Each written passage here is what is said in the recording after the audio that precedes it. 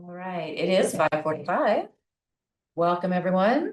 Dave Acunto is going to be online as soon as he gets the link to be able to get on. He has a stomach bug he doesn't want to share with us. So we will move ahead. Any questions about the update agenda? How about the formal agenda? All right, I'll just go through the usual. Who wants to read the land acknowledgement tonight? Harris, was that you? Yeah. Okay. We have item 7A, which is the Black History Month presentation. Chris? And just so you know, we'll read it in whole, in its entirety, and then we have Danielle Adams, who will be giving a presentation. I'll probably ask Kelsey to go take a picture with him. And then we have a quasi judicial hearing for Thornton Town Center. There's two of them. You want both? Sure. Okay. I think that's it. All right. Tansy, anything from you? Based on this update you'll see reflected on the look ahead. So real time, I had yes, that we might put the follow-up on ELPR on March 24th. Actually, after looking at my own schedule, I'm going to be out that period of time. So we're hoping to move that to April 7th instead. Both gives us some more time to prepare and make sure that I'm in the loop on that presentation before it comes to the council. And then a second item, we did meet today with EverStrive Solutions. They are working on the wrap up of your notes from your retreat. We'll be getting those out to you quickly. There was one action item that was discussed in greater detail at the retreat that we wanted to make sure that we got any additional direction from the council on. So there was an idea to set up a purposeful meal time for the council that staff could notice. There was also some discussion about potentially modifying your schedule in some way. So just wanted to make sure that either to push us to 6 instead of 5:45. Sorry, Chris is giving me a look like, what are we talking about? Yeah, time. Yeah, the time of things. So ultimately, just wanted to make sure we had clear direction of any next steps that the council wanted us to take in terms of future planning or scheduling. So what we had talked about was having dinner in the conference room before this. And right now we have council training until 5:30, right? That's right. And so that we have the option of 15 minutes before we come in here to get together, or we can start these sessions at 6 instead of 5:05, and that would give us 30 minutes together for dinner. So I'm open to whatever. Dustin? I don't mind the dinner, but I think we need the extra 15 minutes for our update meetings. We are always running out of time, so losing an extra 15 minutes, I think will exacerbate that problem. Well, maybe once the trainings are over, we could do that at 5:15 as well. Like the dinner at 5:15 instead of 5:30. Yeah, I'm fine with whatever you want to do for dinner. I just am gonna argue we need to keep the 5:45 start time. Yeah. Any objection to that? No, I agree. Cherish is not coming to dinner. And we can certainly work to modify the orientation schedules to accommodate the 5:15 schedule. So, Okay. So we'll make appropriate noticing changes and logistical changes to have that opportunity in place going forward. Thank you. Roberta, do you have a question? Yeah, I have a question about the flock camera presentation in April. I was wondering if we could, since we have more time now, get additional information on other vendors, like just if there's like some rough estimation of cost of changing vendors, what that could look like. And like actually looking at who owns the data that's collected by Flock. So we all received a couple of emails with some additional questions, and I'll forward it to you, Tansy, as well. So maybe those are questions that we could have answered as well during that discussion on the 7th. Yeah. Right, we may have already gotten those. I think Councilmember Salazar sent us an email. Some of that we we may be able to get some of that information out in advance, and some we may hold to the presentation, but we can certainly, as best as we can know, do a scan of what other vendors and technology and capabilities and costs agree that that's public information. Yeah, because I just know that like some folks have looked at switching vendors, but sometimes the cost is really crazy in comparison to Flock. Or if it isn't, like, what would be the trade-off of like the security around the data that's collected? Those are kind of the bigger interests I've heard. All right, yeah, but happy to include that. Has Councilmember Kota made it online? Not yet? Okay. Anything else, Tansy? That's it, thank you. Anything from you, Tammy? Nope, nothing from me, thank you. All right, let's jump into our briefings. We have a state legislative update. And since there's nothing going on at the Capitol. No, not at all. And I think these folks need no introduction, so. Good evening, Mayor and Council. So here to give you an update about a month in. We do have some bills that we want to highlight tonight, and we know you have other things on the agenda, so we're gonna hop right into it. Obviously, there are a couple of public safety bills, so we've asked Deputy Chief Reeves and Adam Stevens from the city's attorney's office to come to the table should you have questions. So Peggy, I'll turn it over to you. Okay, great. And before I start, I just want to introduce Phil Workman, who's back here. Some of you may know Phil from his work with local governments. He's been helping me out this session and will continue to do so. So just want to put a name with the face there. House Bill 1001, the housing developments on qualifying properties. As you recall, this is called Home or YIMBY 2.0 or YIGBY 2.0. The bill did pass the House on third reading on Friday. So is now going to be heading over to the Senate. As we've talked about, this is one of the governor's priority bills, part of his kind of 4-year package of affordable housing land use bills. There are continue to be concerns that have been raised by CML and some of the other local governments, including requiring that this is used for affordable development and maybe height restrictions. They've put in language there and language around how we're defining nonprofits. So continued discussions on 1001, but it is on its way to the Senate. And I expect we'll move fairly quickly through that. And then starting today as Rob mentioned, there are a package of bills that have been introduced around license plate readers, Fourth Amendment discussions, and just wanted to hit on 3 of those today. The first 2, Senate Bill 70 and 71, really hone in on that discussion around license plate readers. Senate Bill 70 is brought by Senator Amable. She's bringing it for the Institute of Justice, which is based out in DC. This bill, in its current form, has not been passed anywhere in the country. There's been a couple bills that have similarly put guardrails in place around license plate readers. I think one of the big things we'll probably talk about is the warrant requirement that is in this bill that we haven't seen in other bills around the country. The bill as it's currently drafted requires law enforcement to receive a warrant to access images of vehicles on public roads that are older than 24 hours. The images are older than 24 hours. It establishes a 5-day retention schedule before license plate reader data must be deleted, and it prevents nearly all interagency data sharing and collaboration, even within jurisdictions within the state. Just so you know where some of the organizations have weighed in on the bill, CML, the sheriffs, the DAs, the chiefs of police, Security Industry Association, Castle Rock, the Springs, Colorado School for Deaf and Blind, Weld County, Fraternal Order of Police have all weighed in opposition to the bill.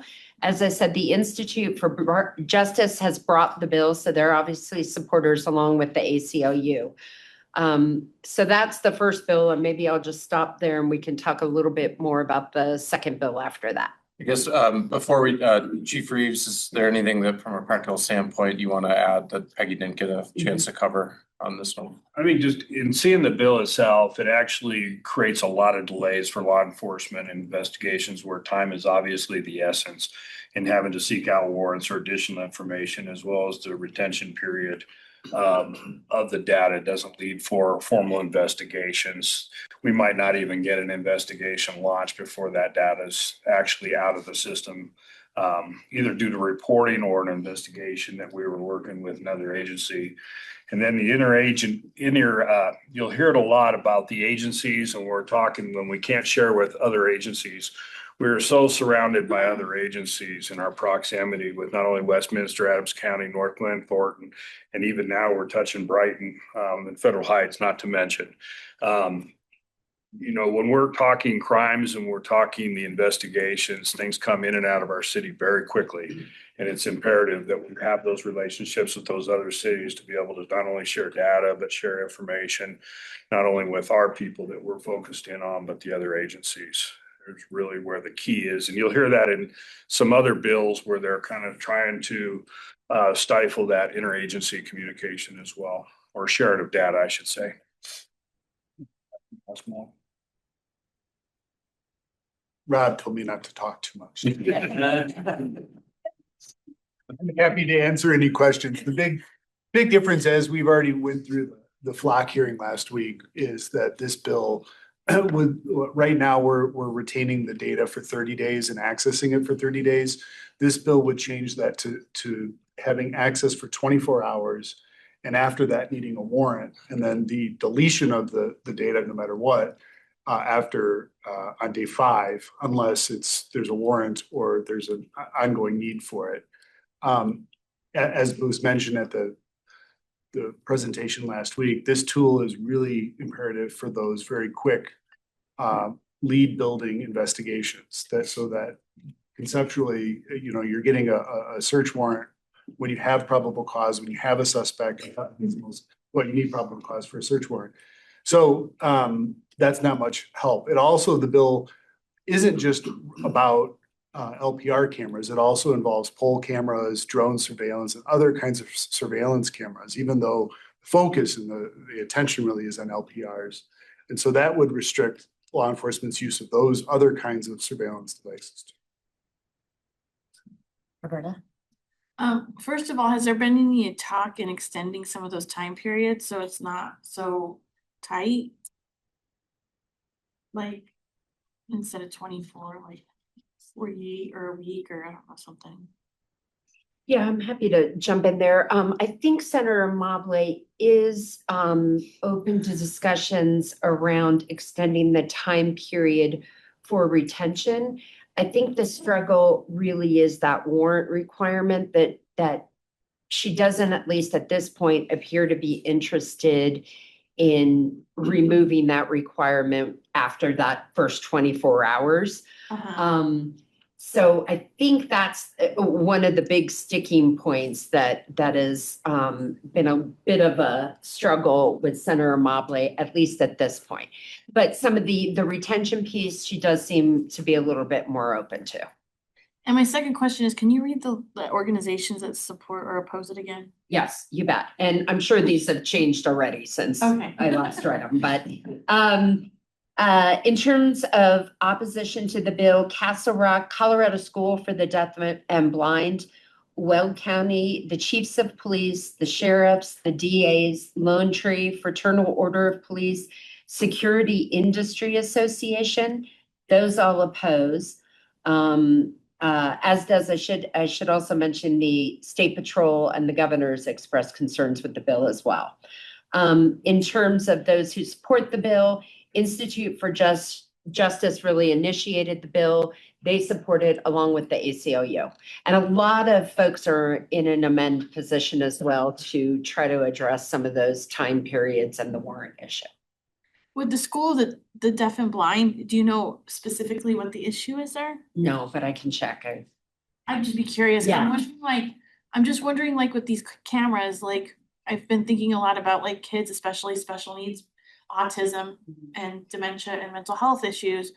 Like, you know, if somebody were to flee in a car and not be in a good state of mind, is that kind of what they're thinking might be an issue? Or if there's abductions, or if somebody were to get hit? That's what I was thinking more of, like with deaf and blind, like if, you know, the hit and run situations I think we've had one in Thornton with a vision impaired person, so just curious. Yeah, happy to look into that more for sure. Justin?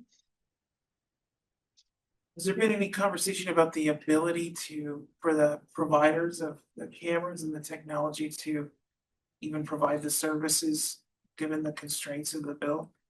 Yeah, I think that is part of the concern is if the warrant requirement were to remain in the bill, it would basically make the program ineffective. So I'm not sure that local governments or police departments would be all that interested in buying the service if it's not effective in what it's attempting to do. Is that warrant process lengthy? Like, is that the concern? It takes too long to get a warrant?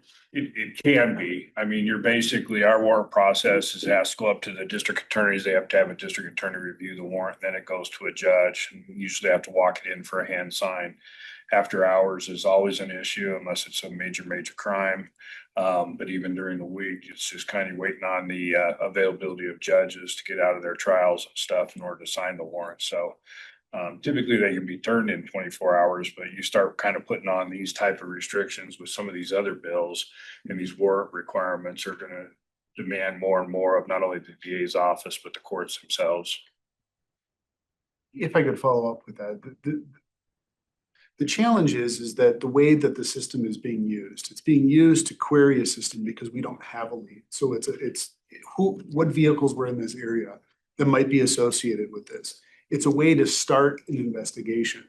Typically a warrant, because you need probable cause, you need to say, here, you know, we have this crime existed. We think this person did it, or this evidence might be somewhere, right? You only develop that after you have the leads that you start to flesh out, right?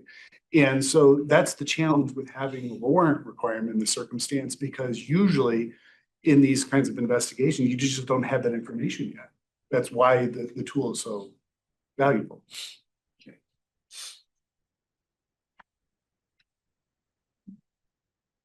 Any other questions on that one? So given all the concerns, I think the request would be to take an opposed position based on how we're using the tool today. Justin? Well, I'm not on board for an opposed position at this point, but I'm also not on board with a support position. I think the amend, I'm interested in either monitoring or joining the group for amending to make proposals and keep us at the table for, you know, working with the senator on the bill and trying to get some amendments in there that'll actually make it work with the parameters that we operate in. So, yeah, I'm in favor of amend. Do we have to have specifics for amend, or can we just say amend and then work through it? It would be helpful to have specifics, and I'm happy to share CML's amendments that they've asked for. That might be at least a helpful starting point. Sure. So amend on that one. Yes, sir. Next one. Okay. Senate Bill 71, similarly, this bill addresses again surveillance technology. It requires that it only be used for lawful public safety purposes or active investigations, mandates specific restrictions, including warrant requirements for facial recognition, except in exigent circumstances, limits data storage period 7 to 90 days, depending on technology type, unless part of an active investigation, prohibits the sale of surveillance data, and requires secure destruction of data after retention periods. The bill also establishes transparency requirements, including public impact assessments before deploying new surveillance technology, annual public reports, biennial audits by the AG's office, and allows residents to request compliance information at no cost. This bill is posed by Castle Rock, Colorado School for the Deaf and Blind, Weld County, and the Chiefs. ACLU supports the bill. The one thing to note on this bill, it only has one Republican sponsor in the Senate. So I'm not sure that this bill will make it through the entire process unless it gets probably a Democratic co-sponsor to jump on. And at this point, I'd invite both Chief Reeves and my good friend Adam Stevens to provide any commentary they would like on the practical impacts of the bill. Adam, I'll turn it to you. You yield your time. I'll yield my time. This bill is dealing with some of the same issues that we previously talked about, but like, for example, the LPR data retention is 30 days, which is what it currently is. 90 days for pole mounted cameras, drones, and other unmanned aerial vehicles. It does have a public comment aspect of it where municipalities wanting to utilize these technologies would have to have a reporting to both the Attorney General's office, but also have public comment on it. And there would be a requirement for the governing body to bless any amendments and things like that. So it is substantially different than 70, the bill we just discussed. I'd add, I don't think Peggy mentioned, I think CML at last check is in a monitored position on this one. Devin? So I have a couple of questions. One is, are we currently using any kind of technology that's doing facial recognition for any of our cameras and stuff in the city currently? No, we're not. Second part of that would be that I'm kind of confused on the wording that they're saying that in order to use the facial recognition of it, that it would have to have a warrant issued for that. Typically, this is a setting that's either turned on or turned off by default. I have facial recognition on my cameras at home. So if any of you come by, I know you're there.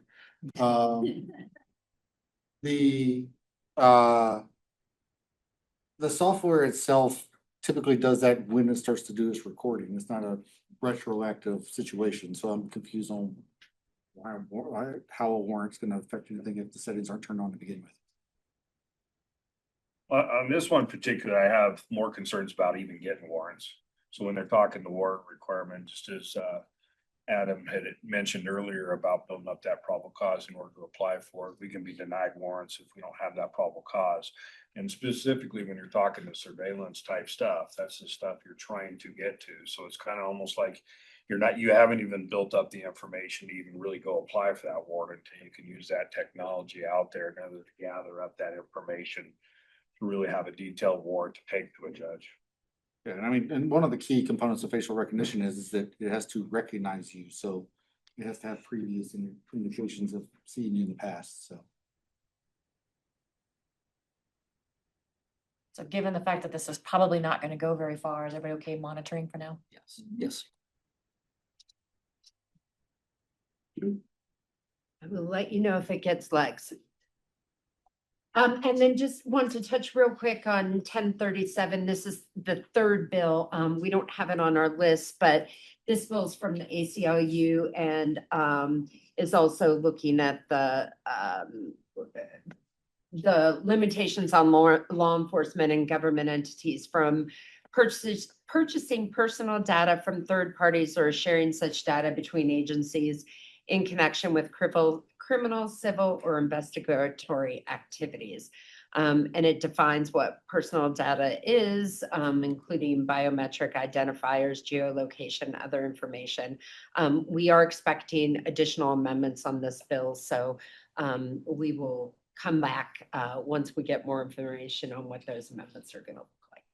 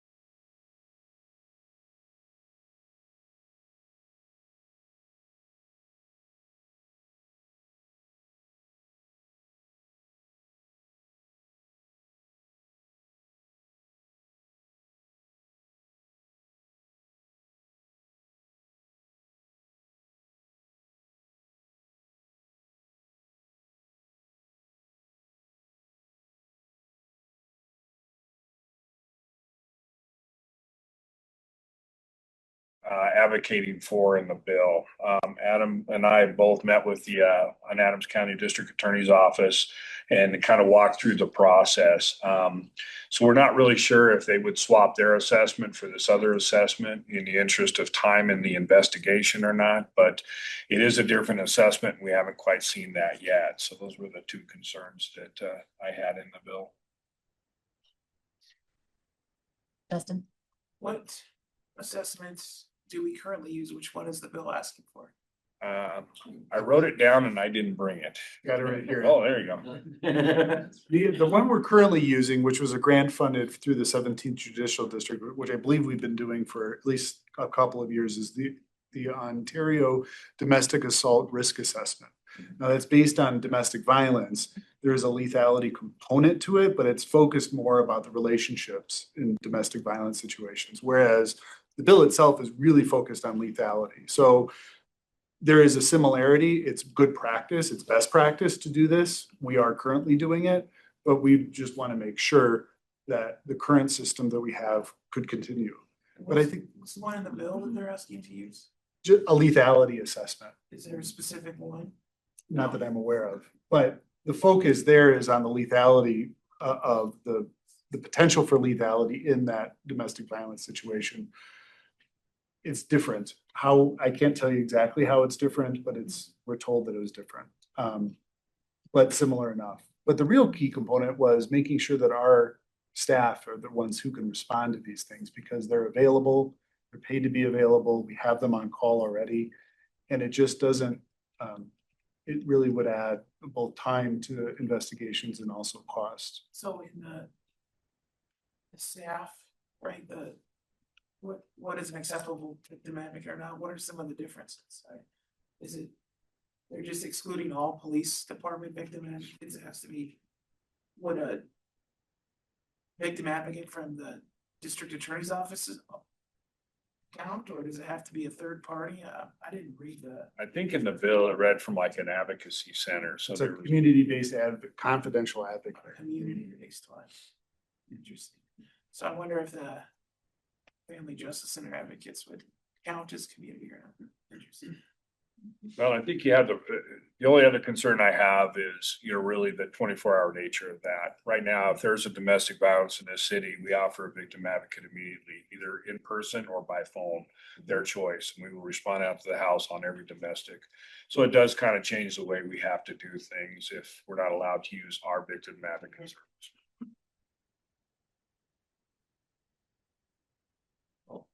My position on this would be to amend. Normally I would support this. I do support this, but I think that there are some changes to this bill that need to. Hopefully they will make those changes because I can't imagine. I know for a fact there just isn't enough community-based domestic violence advocacy providers out there to even make this realistic.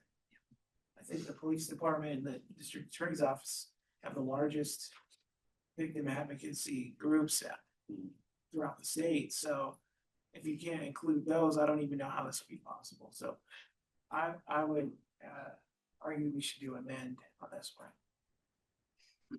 Dash? I see that has a fiscal note on it. Are we still under the impression that most things with the fiscal note is most likely gonna fail? Well, or at least have a heck of a Yes, time getting through. exactly. Right. Yeah. Do you know what triggered this bill being introduced? Like, so we have an effective operating victim advocate group. Are there cities that don't have it and the state's trying to step in and say, hey, you need to have something now? Is there a background? Because, we talk about amending, but what we have works and we can improve it internally. So I'm not sure why we wouldn't oppose something that is going to change how we do business. What can we possibly amend that would make sense? And that's what I guess that's part of the question too. I think the reason behind it is there's only 2 judicial districts that received this grant, ours being one of them. And I don't recall, I think it was the second was the other one. And so others may be doing it, but they're not, there's no requirement. And I think they wanted to make some uniformity. Okay. So maybe the thought process, if it's amended to match what we're doing, then it makes sense to approve because it's just a redundant law that's been passed, to match our services. But outside of that, I can imagine what we would amend or be okay with the bill being amended. Is there a specific thing that would need to be amended that makes sense that we would be okay with as a city?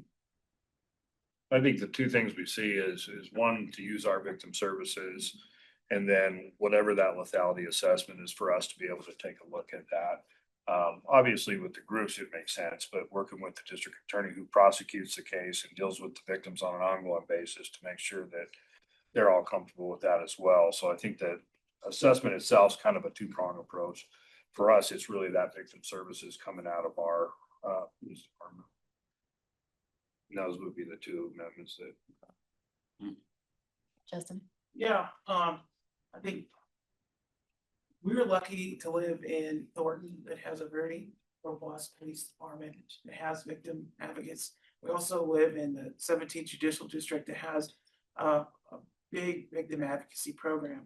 These programs literally save people's lives. What happens is there's a domestic violence incident, and if there's no formal lethality assessment training, often what happens is either the aggressor gets detained but then can come back, so there's no protection order given, and without that lethality assessment, these cases often escalate into more violent incidents or death. And while I don't have firsthand experience on this, my wife was a victim advocate for the Jefferson County District Attorney's Office for about 10 years, and so secondhand stories I hear from her experience is that, you know, victims have been injured or killed because these lethality assessments are not common practice in all police departments throughout the state.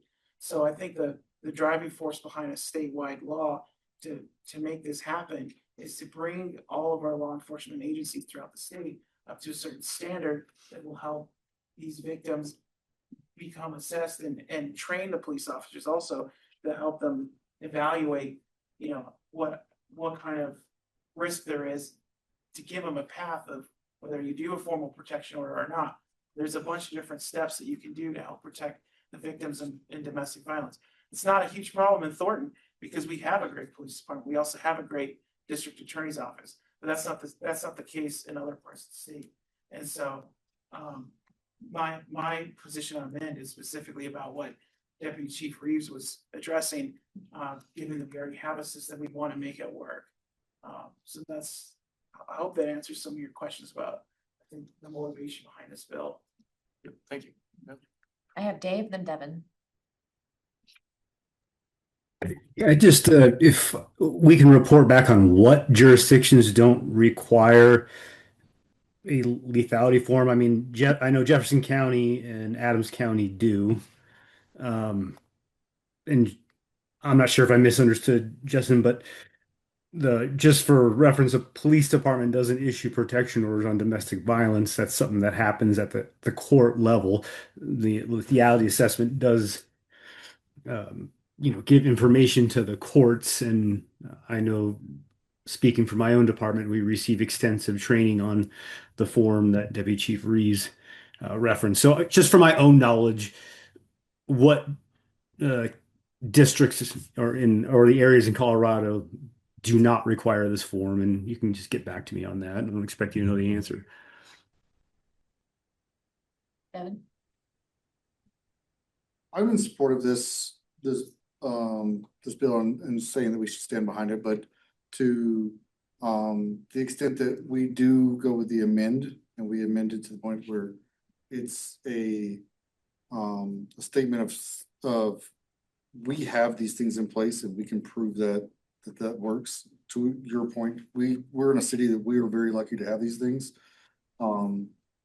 If they were to amend the bill to the point of like, yes, you guys check all the boxes, then I would say, yeah, we can support this and go through with this.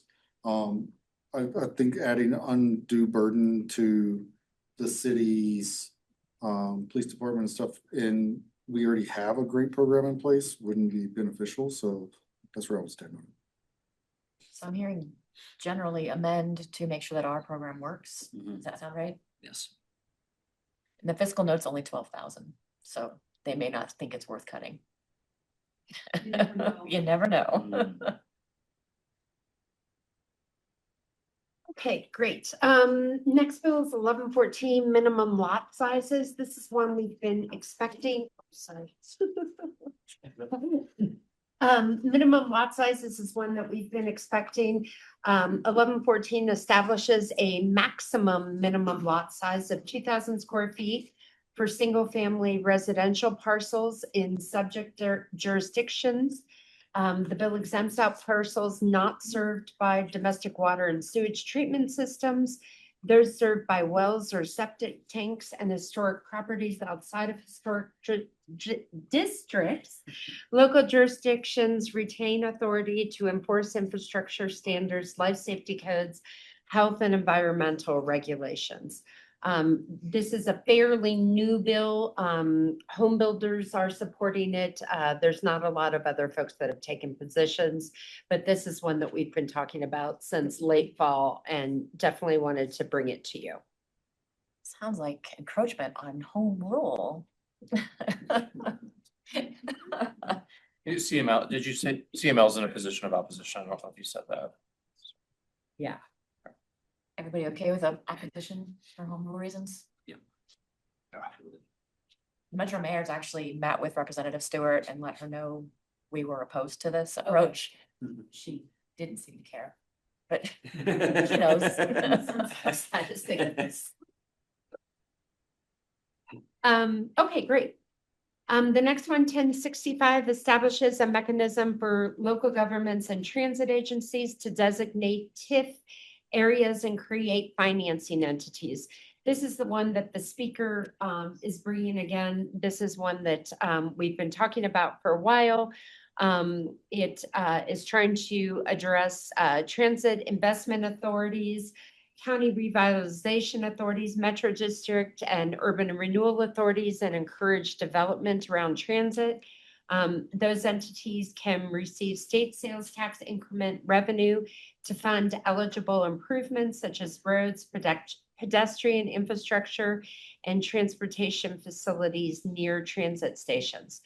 The Colorado Eco-Devo Commission may approve up to 3 projects per year. It's almost a pilot project with the maximum of 75 million per fiscal year dedicated to these projects.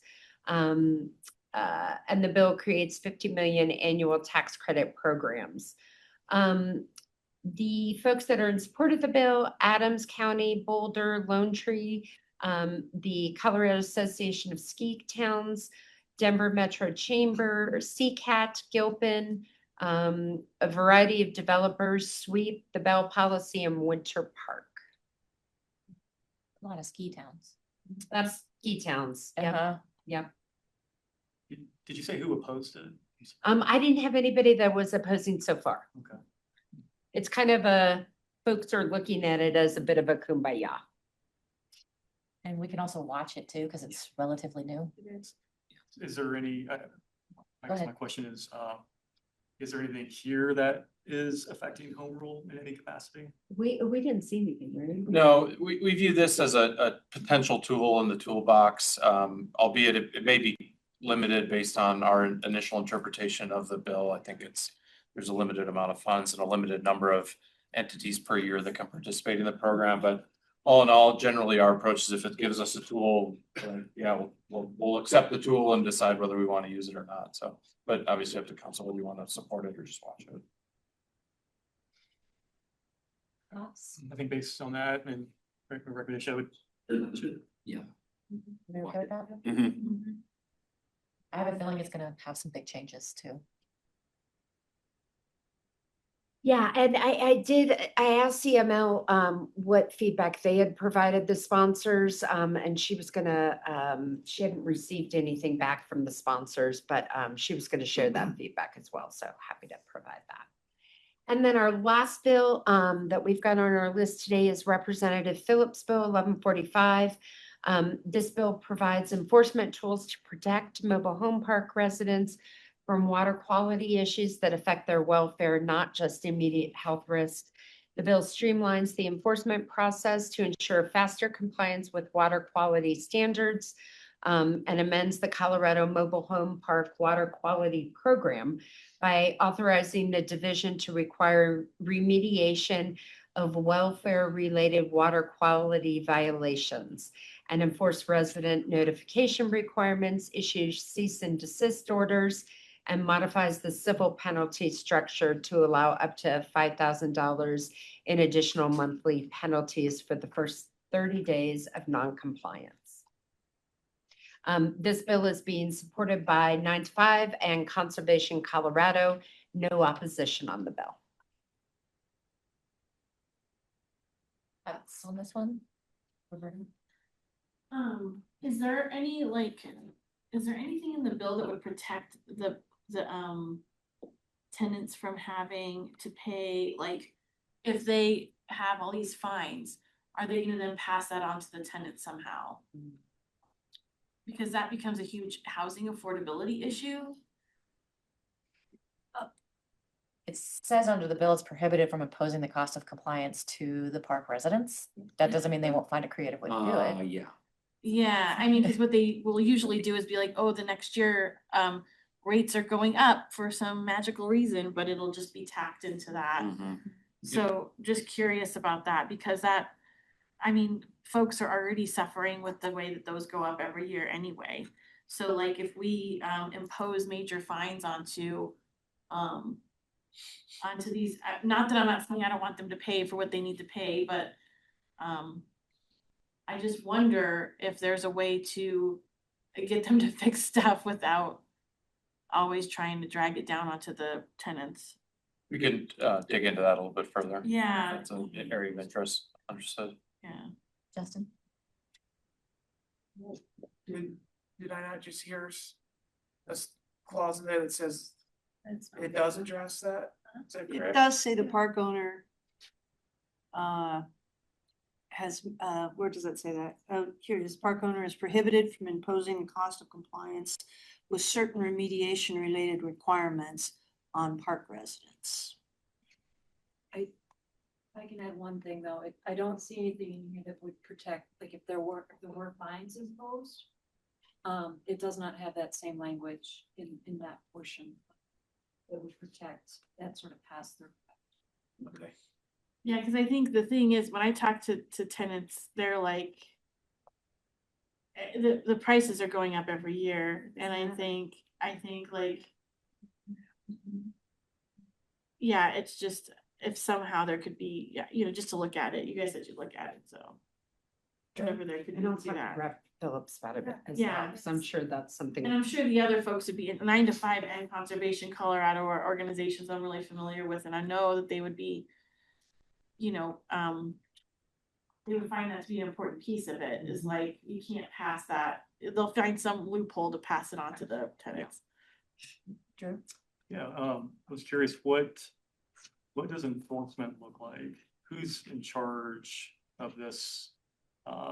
Like imposing the fines and like collecting fines, monitoring compliance, testing the water. Is that a city thing that's we require to do? Is there a state agency that does that?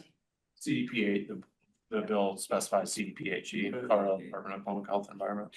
Yeah, I would say my concern is that in reality, when you impose fines or you impose requirements to fix things, capital improvements, whatever it is, in any type of property, you have to raise prices to make up that cost.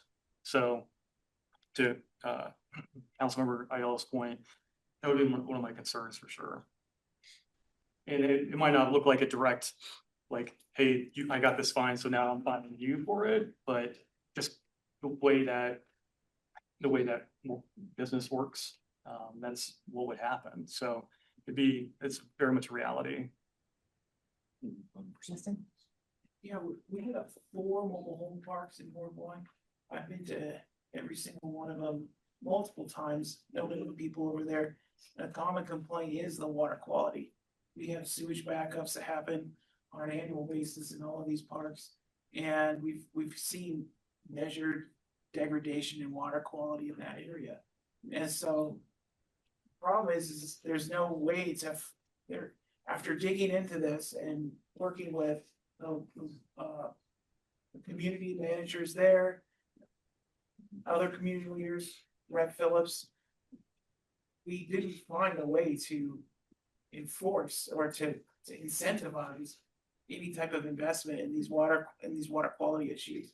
And so the fact is that the owners and the managers of these parks, they have no reason to improve the water quality there. And so I see this piece of legislation is necessary to give these mobile home park owners make a considerable profit.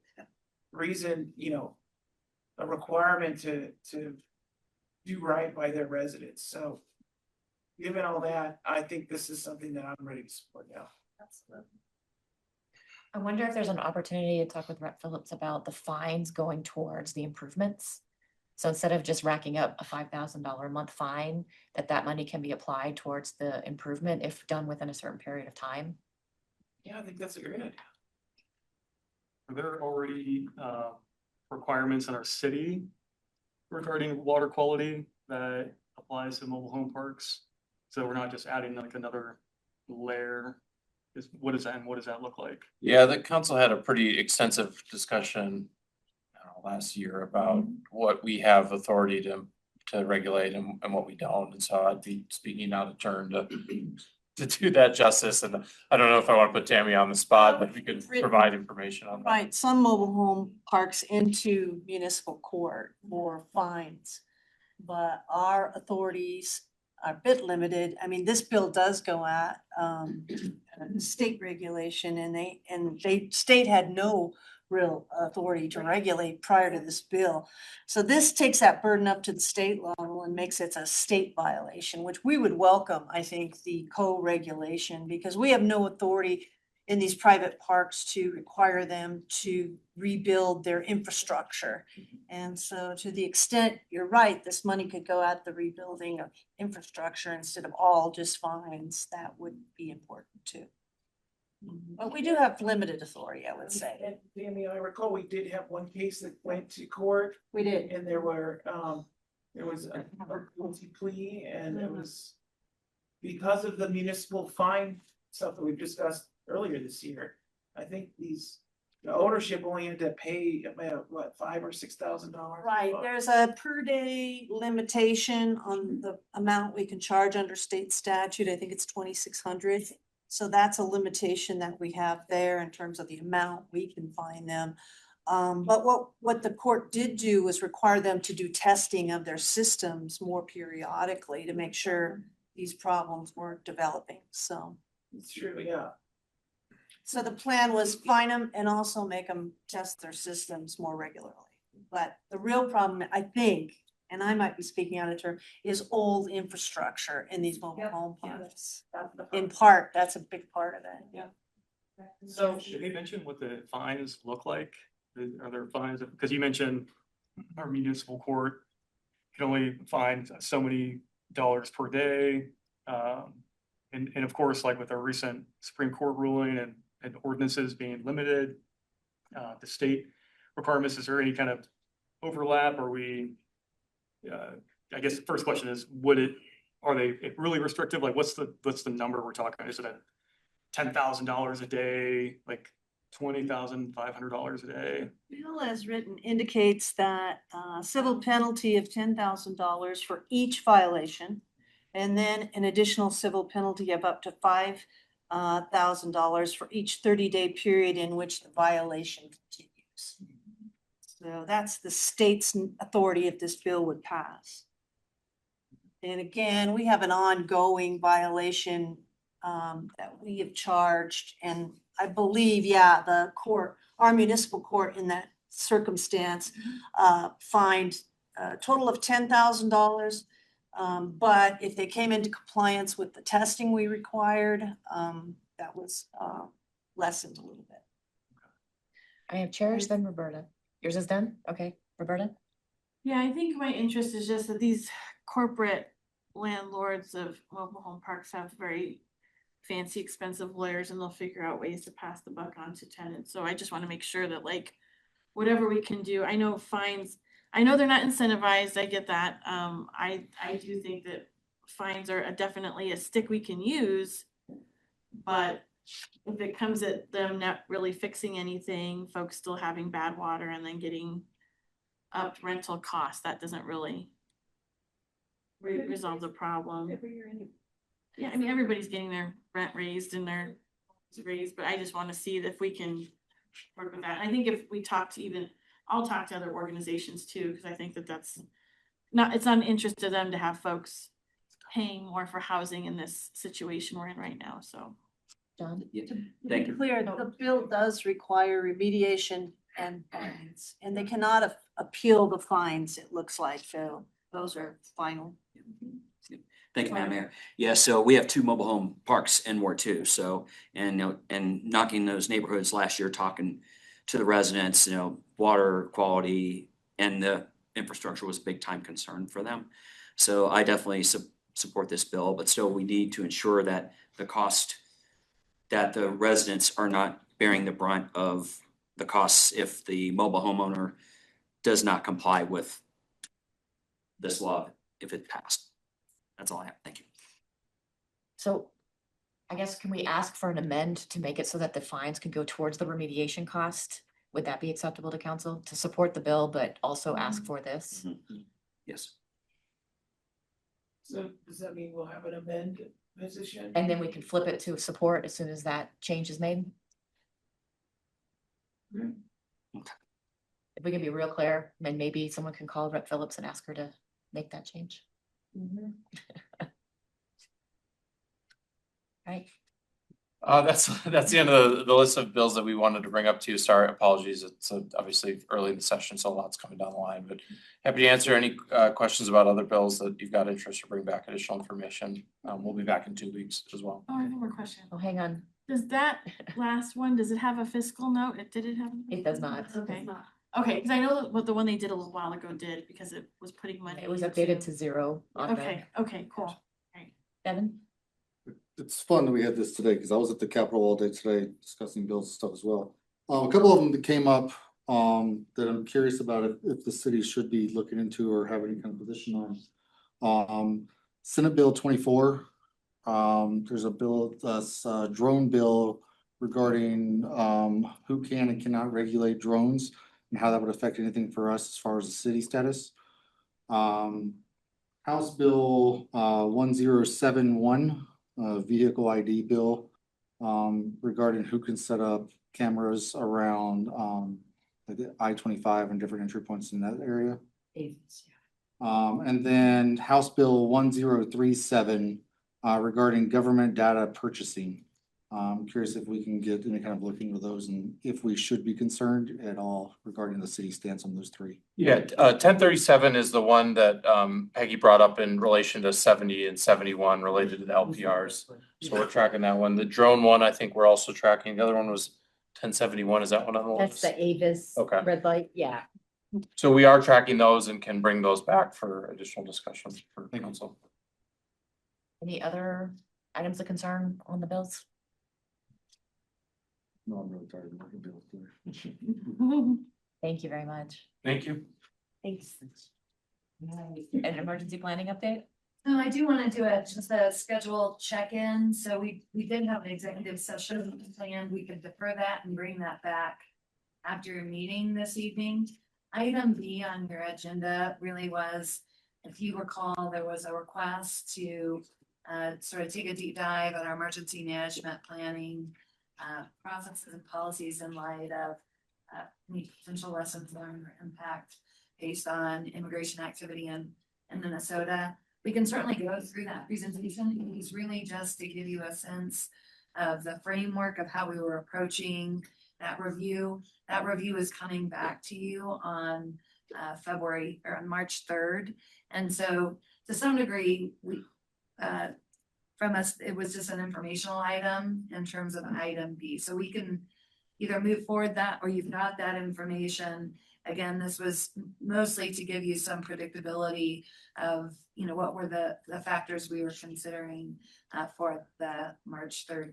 I don't think we'll have time to accomplish both of these items before your formal meeting begins. Are we okay coming back for the exec session after the formal meeting? Yes. So we can move forward with this and get as far as we can in the next, let's say 15 minutes, give us 5 minutes for a quick break before we get into the room. Okay, that's great.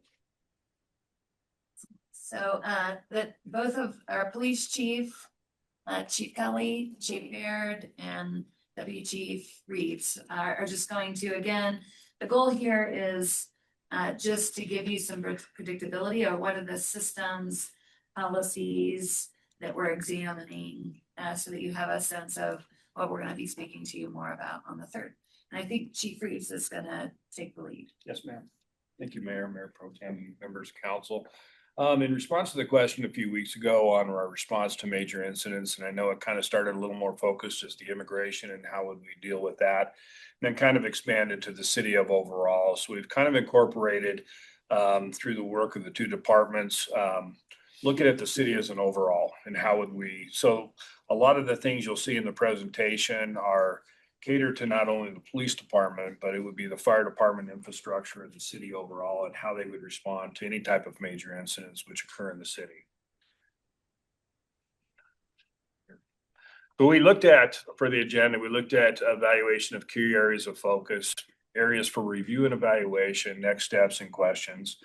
And this came up as a good time, especially with the new city manager, as we kind of revisit and with some of the organizational change, it's probably a good time to start resetting. In the city, we use a lot of different emergency operational plans, but one of the big ones is a COOP plan, a continuity of operations plan, in which every department will actually develop for themselves. I know I'm very confident with the police departments, fire departments, and infrastructure because we evaluate those at least once a year. And I know fire and police department will look at theirs oftentimes throughout the year. But to look at other key areas of the city and going through those plans themselves. So what we looked at is what we're going to focus in on for that upcoming presentation on March 3rd will be obviously evaluation of lessons learned and best practices from across the country, not only for major incidents such as the incidents, and we do this on an ongoing basis through police and both fire, but we're going to be looking at from emergency standpoint as well as what we're seeing is with the ICE and the immigration moves, as well as the protests that are taking place with those.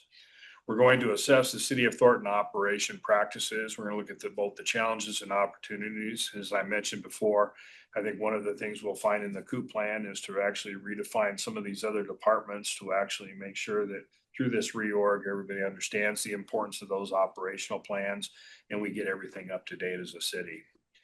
Areas for policy development and updates. That'll obviously be done not only at a police department, but a citywide level of what we need to do to respond to these. And as you know, we actually use a service through our policies. So we're constantly looking at updates through our policy and staying up with not only best practices, but obviously the law changes as they come through.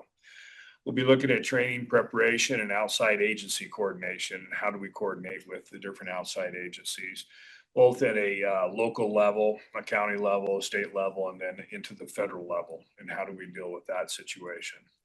We look at public resources and obviously the communication. And communication, you'll find on my last slide, will be a big focus. And how we're doing communication these days is how we've done them in the past. We've made significant changes over the years. Probably still have room for a lot of work. The incidents which have occurred across the nation, we always look at the after action reviews. Based upon some of the incidents that have happened recently, those after action reviews will probably be close to a year out. After action reviews are anywhere from 6 months to 18 months out. Police departments are generally around a year when they deal with major incidents. But we look at the short-term evaluation. So rest assured, that's going on right now. We're watching, we're reading the news articles, we're watching the things on TV. We're evaluating what's going on, not only with the tactics of what protests are taking place and the protesters are using, but also the tactics that the police, as well as the ICE and immigration officials, so that we can actually go back to our people, we go out back to our supervisors to ensure that some of these mistakes or what we perceive as mistakes that are happening out there in the field don't occur to us. So we're always looking at those short-term evaluations. So rest assured, even though we're in front of you tonight and telling you we're coming back in March 3rd, we're already making some changes and adaptations to what we're seeing out there. The after action reviews is for more formalized training and long-term planning in our things. And that's where we'll get into that long-term evaluation of what we do and the kind of training and tactics in which we use. Assessment of the city of Thornton practice. We look at large scale disasters, civil unrest, hazmat situations. As I said, we're going to encompass it all so that you guys will get a full picture of if any of these incidents were occurred, exactly what we do. We look at that continuity of operations plan. And right now, currently, we go through Denver Metro Coop, and that's who we actually run our plans through. They're very detailed plans. Some of them are hundreds of pages. In operational plans in case there's an emergency that we have access to. We'll look at we know that police, fire, and infrastructure. I've seen all of those this year. So I'm very comfortable with those, but we'll also be looking at the rest of the city to make sure that everything's brought up to speed. So that might be an opportunity to get some of the other departments involved. Internal assessments and our environmental scan, we're constantly evaluating. Like I said, we'll look at the short term, even though we're not going to necessarily sit around and wait for an after action of what do we need to do to change, to adapt, or look at resources going forward. We're looking at local, regional, and especially national. We can learn lessons from all of those. Just because it happens, on the East Coast doesn't mean it's never going to happen in our backyard, and we constantly need to be prepared. I think Columbine was the big waking up of the state to understand that it could come to the state at any given point. We'll also look at several factors. We look at legal, political, social, technology, and Adam Stevens, he was invited to the table, but apparently Rob chased him away earlier. So he is highly involved in everything we do in the police department. I mean, very active in making sure that he reaches out to his resources across the nation to assist us in that. So that's been a huge help as well. And then areas for policy and development is part of that overall environmental scan. And so we're looking for active policy direction during events. So we'll be looking at the role and the declaration of an emergency through the city manager, mayor emergency powers and what those entail, as well as city council, your guys' communication and role in these. As I mentioned, communications is a big one. We've heard it time and time again. We've had some separate incidents throughout the city based upon the Walmart shooting, as well as the bombing over there off of Milky Way, that communication somewhat lacked. We lacked in our resources to do those. And we've made a lot of changes since then. And obviously there's room for future changes, but we'll bring some of those things that we would do different these days to you. And then legal reviews. So the training, preparation, and outside agency coordination. So an assessment of our current capabilities. What are we capable of doing? What are we capable of handling? Our manpower, our staff. And then we kind of play the what if game. How big does it get and what do we need to do? And that helps us develop the plan on at what level would we start calling in county, other agencies, the state? When would we start reaching out to the federal resources? We look at our training, especially tactics and engagement. That's very important. It's those lessons learned from the different things, all the way from, you go clear back to the Rodney King, all the way forward when it comes to crowd management. Those have been really important tactics that we've done. And we've engaged in some high level training in Thornton and brought high level training back to Thornton and its officers. And then we'll look at the gap analysis. When our capabilities exceed, what do we do? Both internally as well as externally. And how do we reach out, as well as our mutual aid policies and agreements with not only at the county, the state, but even in our multiple jurisdictions of what can we do to actually strengthen up those type of agreements. And then the public resource and communication, the last slide, as I mentioned, we look at the current communication in which we're communicating with the social media, website, business, and community engagements. But I'm sure there's other opportunities, a lot of other opportunities up there for if we're involved into a major incident, what are those other opportunities that we want to make sure that we get down, that we have those list of resources and that we can quickly reach out to them, especially in a major incident where time is of the essence. And then we'll look at incident communications and how do we communicate not only back to council, to the public, but actually to the departments and the cities themselves, as well as if we get into multiple agency jurisdictions and how do we have that interoperability of communication. And just a reminder, when we do all this, our key focus is always de-escalation and public safety. So wherever our involvement may be, it's de-escalation and public safety is going to be that primary focus. And did you have anything to add? No, I think there's some, I think just a reminder, we're thinking about these things all the time. Even this week, we've been participating in some after action reviews of the Marshall Fire. Again, some of these things take a long time to get to a point where there's recommendations that we can start implementing. And so we're not just talking about civil unrest incidents, but all the incidents that we face. We talk about incidents on I-25, the impact that's going to have on the city and on the regional economy as well. What does it look like when we shut down major arteries, both in the city of Thornton and in the region? And so these are all factors that we put into this to help determine policy and operational direction on how we move forward. Nope. Wrap it up well. Questions from council?